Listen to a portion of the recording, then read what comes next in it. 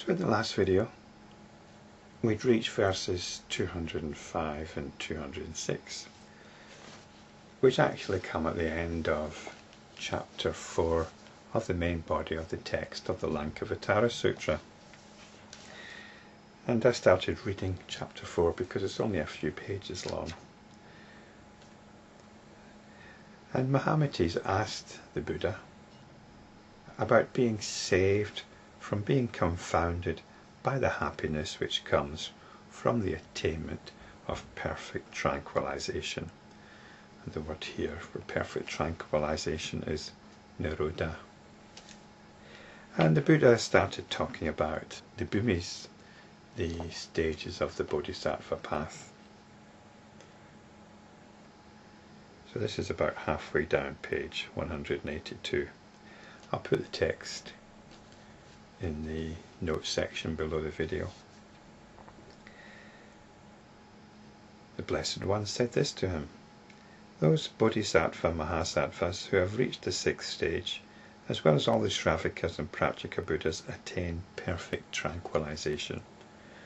At the 7th stage, the Bodhisattva-Mahasattvas, giving up the view of self-nature as subsisting in all things, attain perfect tranquilization in every minute of their mental lives, which is not, however, the case with the Sravakas and Pratyekabuddhas.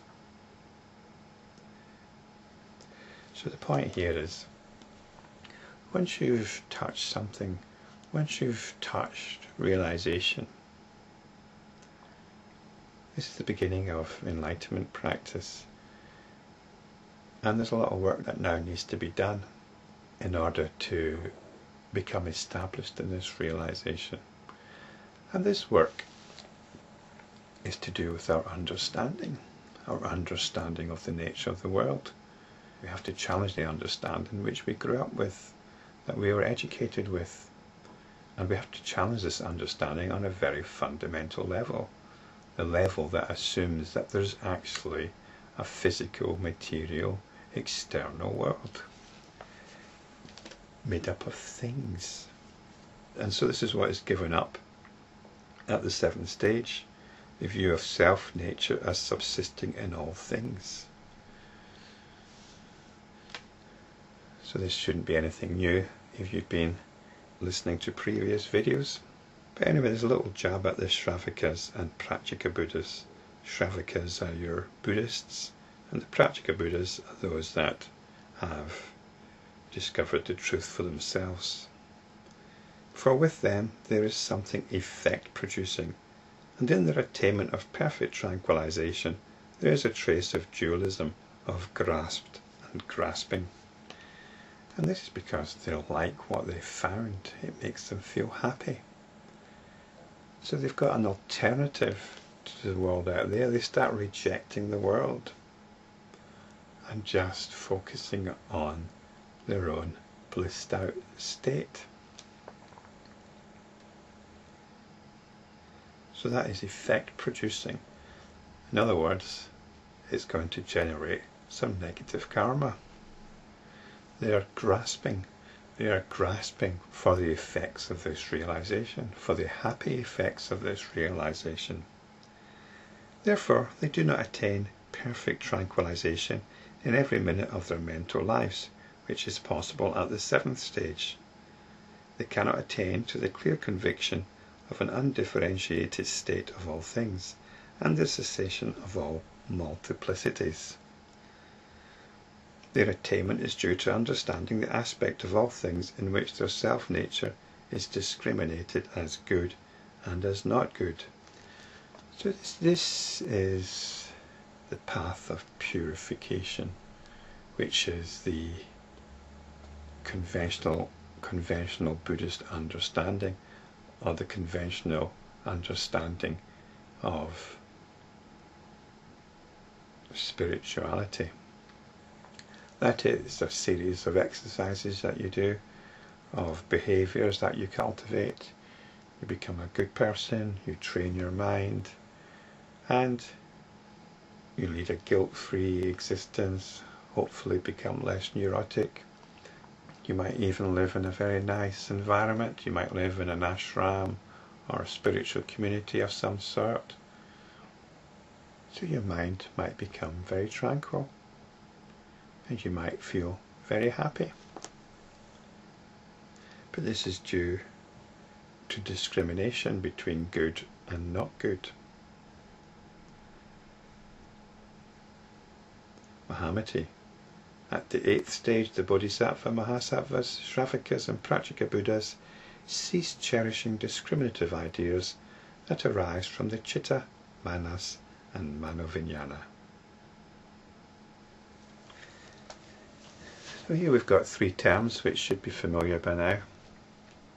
I covered them specifically in video 75, the citta, manas and manoviññāna. These 3 terms not only underpin all of reality, but they underpin enlightenment practice as well. In this context, we can understand citta as pure awareness.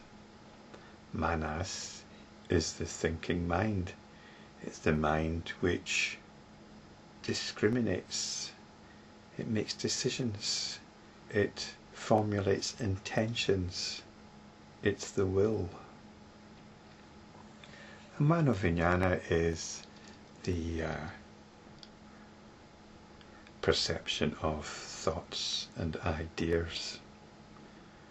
So manas can either be involved in the discriminations associated with the various senses and take that as reality, or it can be involved once there's been an enlightenment event and there's been a turning around in the mind, in the manas.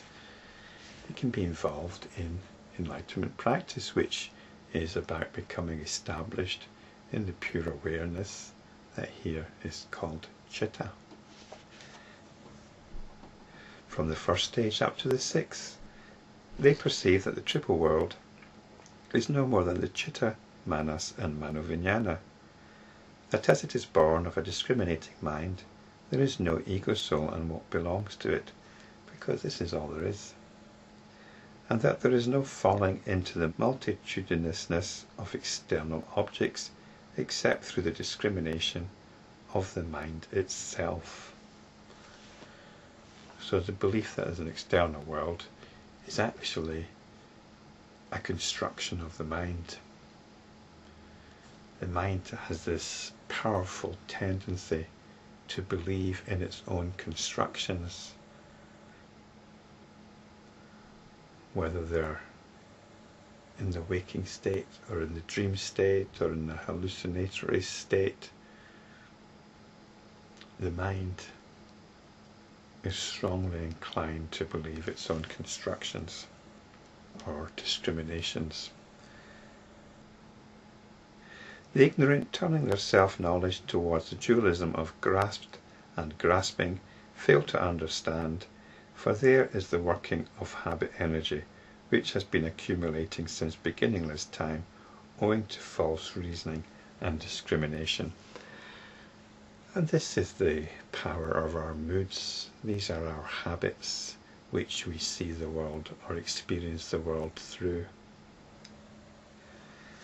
I'll continue with the rest of chapter 4 in the next video.